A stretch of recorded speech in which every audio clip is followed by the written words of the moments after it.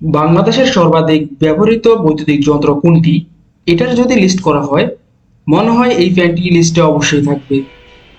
আর তাই আজকে আমি ওয়াট মিটার দিয়ে দেখব এই ফ্যানটি কত ওয়াট বিদ্যুৎ খরচ করে এবং এটার রেগুলেটর কম বেশি করালে বিদ্যুৎ খরচ কম বেশি হয় কিনা।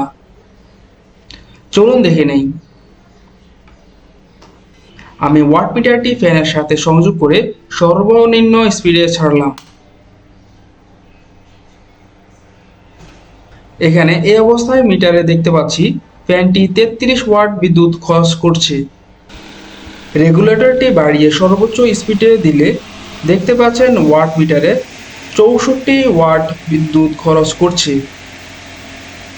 এখানে আমরা বুঝতে পারি ফ্যান আস্তে বা জোরে ঘুরলে বিদ্যুৎ খরচ কম বেশি হয়। আগে আমরা বইতে পড়ছিলাম ফ্যান আস্তে বা জোরে ঘুরলে একই বিদ্যুৎ খরচ হয়, সেটা ছিল বড় রেগুলেটরের জন্য। কিন্তু বর্তমানে আধুনিক যে রেগুলেটরগুলো ব্যবহৃত হয় সেগুলো কম গতিতে কম বিদ্যুৎ, বেশি গতিতে বেশি বিদ্যুৎ খরচ হয়। এখন আমি দেখব দিনে এবং মাসে কেমন বিদ্যুৎ বিল আসতে পারে। আমি যদি ধরে নেই পাখাটি 60 ওয়াট বিদ্যুৎ খরচ করে, দিনে 10 ঘন্টা, মাসে 30 দিন চলে, তাহলে দিনে খরচ হয় 600 ওয়াট, মাসে 18,000 ওয়াট বা 18 ইউনিট।